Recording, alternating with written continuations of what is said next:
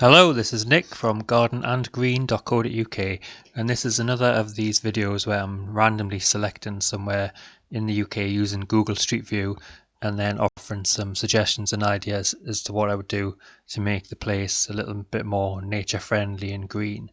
And I did a previous video and it was about St Mary's Church in Hillington, and in that video I suggested to plant some yew trees, because yew trees are commonly found in English churchyards, have been for many centuries, and this church here in Norfolk didn't have any, and it's got quite a lot of space where they could have some.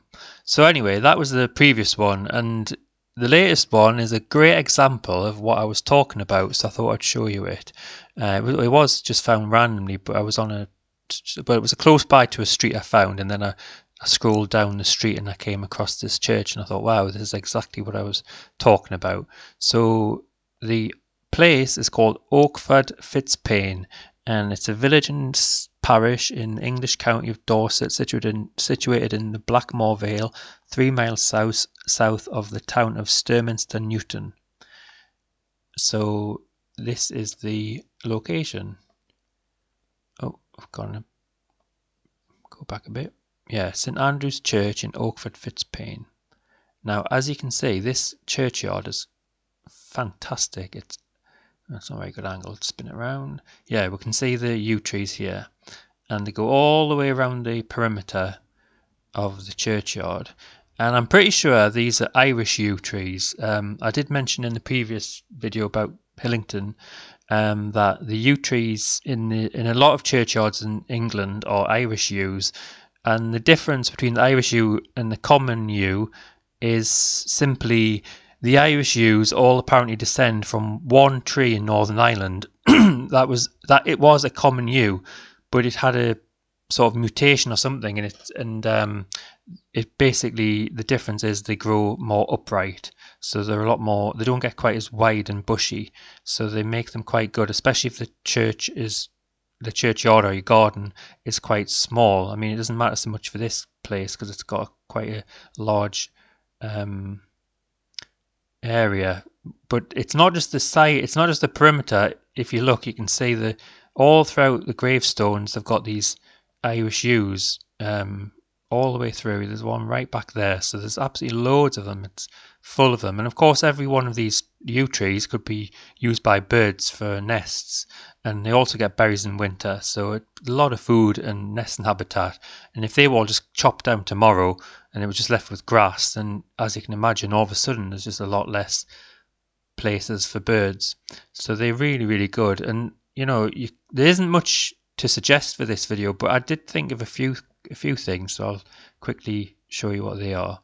Now, with all these yew trees, of course, you think, wouldn't it look good if it had one or two holly trees amongst the yew trees, just with the red berries in winter.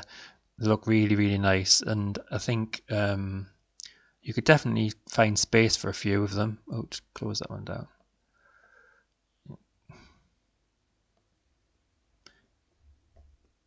Yeah, so you could put one here, for example. That means there, or here, or just there's some space there. But yeah, and then within the churchyard, I'm sure there's some space where you could put one or two.